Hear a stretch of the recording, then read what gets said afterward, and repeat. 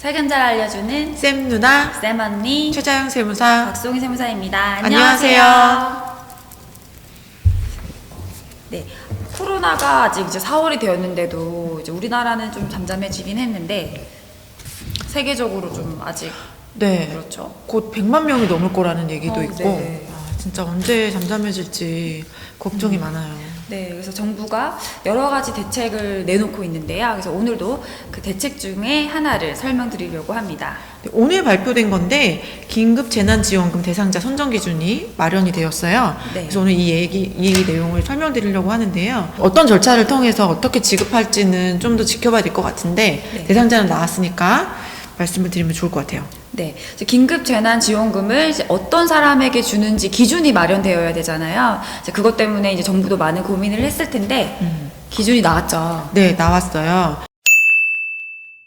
건강보험료에 등록되어 있는 소득금액과 재산금액을 가지고 대상자를 선정하겠다라고 했죠. 네, 그래서 자세한 내용을 살펴보면 이제 전체적인 기조를 보면 이제 국민의 소득 하위 70%를 대상으로 1인 가구의 경우에는 40만 원, 2인 가구는 60만 원, 3인 가구 경우에는 80만 원, 4인 가구는 100만 원을 지급하겠다라는 기준을 마련했어요.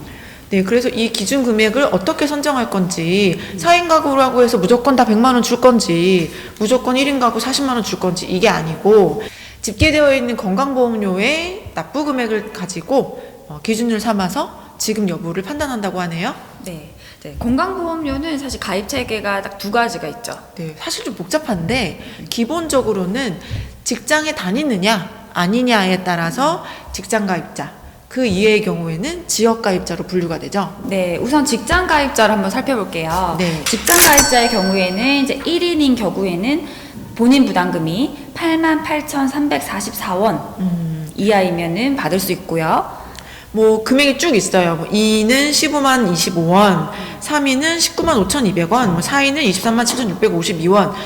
네, 그러면 이 금액은 알겠어요. 근데 그러면 이 직장 가입자가 8만 원을 1인 기준으로 8만 원을 낸다. 4인 기준으로는 23만 원을 내는 거는 그러면 누구인가? 직장 가입자는 건강보험료를 어떻게 내나요?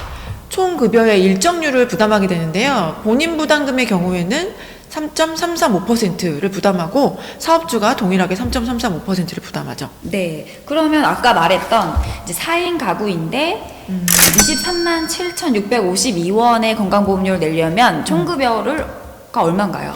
계산해 볼까요? 237,652 나누기 3.335% 하면은 712만 5,997원. 네, 712만 원 정도의 급여를 받으시는 분은 이 대상이 되시는 거죠. 4인 가구 기준으로요. 네. 네. 직장 가입자는 재산에 상관없이 오로지 총 급여에 대해서만 건강보험료를 부담하기 때문에 요 금액만 해당이 되시면 네, 이번에 해당되는 긴급재난지원금을 받으실 수 있는 거예요. 1인 가구 기준으로 말씀을 드리면 88,345원을 내는 직장 가입자는 264만 8,995원. 260만 원 정도 급여를 받으시는 분은 대상이 됩니다.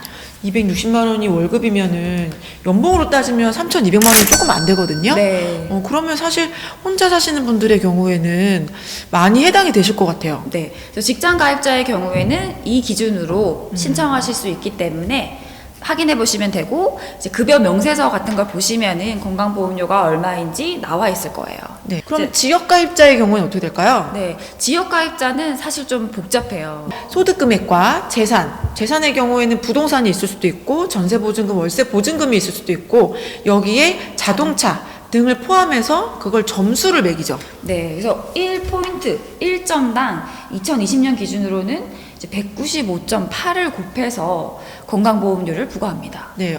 뭐 소득 금액 구간에 따라서 몇 점, 재산의 구간에 따라서 몇 점, 자동차 같은 경우도 구간에 따라서 몇 점을 한 다음에 그 점수를 더해서 거기다가 195.8원을 곱한 게 건강보험료가 되는데 네. 그래서 1인부터 한 4인까지 한번 확인해 볼까요? 네. 1인의 경우에는 이제 63,778원의 건강보험료를 내면 이제 받을 수 있는데 누굴까요?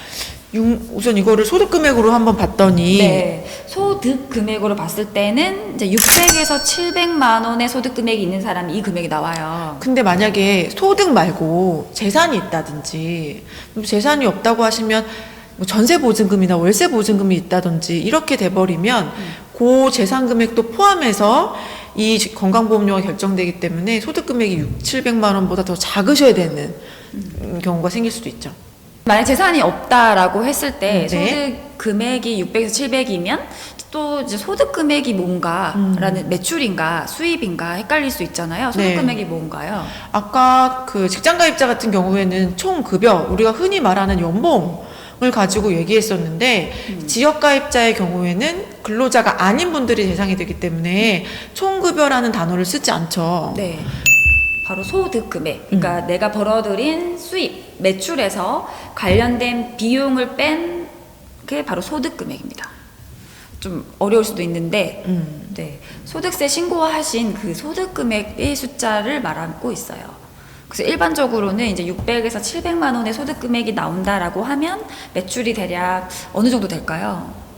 보통 프리랜서이신 분들의 경우에 1,000만 원의 매출, 수익 금액이 생겼을 때 그 중에 실제 필요 경비, 들어간 돈들을 제외한 순이익을 한 40% 정도 수준으로 보잖아요. 네. 소득률이 이제 40%다라고 하면 역산하면은 매출이 한 1,500만 원 정도 되는 거죠. 네. 1인 가구일 때는 뭐 그 정도 되면 소득 금액이 600~700 된다라고 생각하실 수 있을 것 같고요. 4인 기준 프리랜서는 어떻게 될까요? 4인 기준 프리랜서는 4인 기준일 경우에는 아무래도 재산이 있을 것 같아서 네. 저희가 한번 재산을 가정을 해봤어요. 네.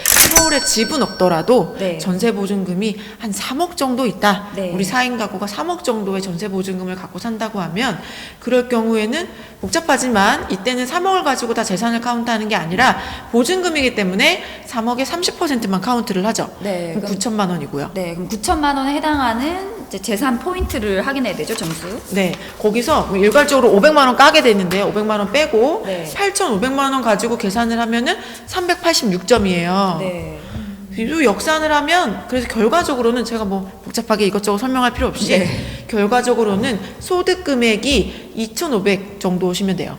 그럼 소득 금액이 2,500이면 또 소득률이 한 40% 된다라고 하면은 매출은 한 6천만 원 정도 된다라고 생각이 들어요. 네, 맞아요. 6천만 원. 6천만 원의 전세 보증금 3억 3억 정도? 정도면 이번에 긴급재난지원금을 받으실 수 있다. 4인 가족이니까 100만 원 받으실 수 있겠네요. 네, 아무래도 지역가입자는 이제 기준들이 다양하기 때문에 일괄적으로 말씀드리기는 어렵고요. 직접 확인해 보시려면은 어떻게 하실 수 있을까요? 건강보험공단, 우리 초록색 창이나 노란색 창에 건강보험공단 치셔가지고요. 들어가시면 본인 공인인증서로 로그인하시면 나의 납부보험료 확인하기를 통해서 내가 지난 3월 달에 건강보험료를 얼마를 부담했는지, 그래서 이 긴급재난지원금을 받을 수 있는지를 확인하실 수 있을 겁니다. 네, 이 건강보험료는 2020년 3월 29일 기준으로 이제 가구원을 합산하여 얼마를 부담했는지를 기준으로 하고요. 한번 확인을 잘 해보시면 될 것 같고, 최근에 급격하게 이제 소득이 줄어서 아직 건강보험료에 반영이 안 됐을 수도 있잖아요. 네,